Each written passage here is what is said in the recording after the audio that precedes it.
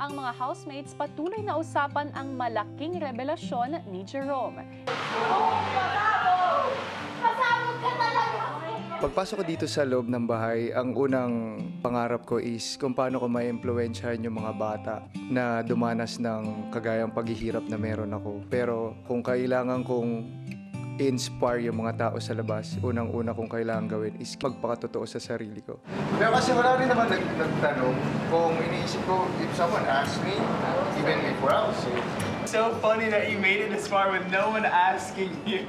Sabihin ng tao, baka tinatago niya na bakla siya. Hindi po. Kasi alam ko po sa sarili ko na bakla ako, pero komportable po ako sa ganitong pananamit, sa ganitong pagsasalita, at sa ganitong pagkilos. Na-feel lang niya. Na-feel ko lang na this is the perfect time and this is the perfect moment. And saka ayoko naman kasi maging dramatic. For me, this is not something that you need to be sad about. Marami po akong salita na naririnig ay matalino, kaso bakla.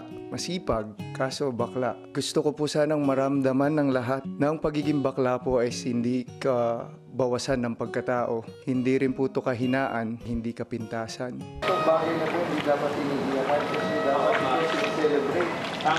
Hindi kailanman naging hadlang yung pagiging bakla ko, kuya, sa kung anong pangarap meron ako sa buhay at kung gaano ako nagporsige para sa pamilya ko at para sa mga taong mahal ko. Hey, kapamilya! Be updated with the Pinoy Big Brother housemates by clicking the subscribe button and watch all the latest videos by clicking the I button above.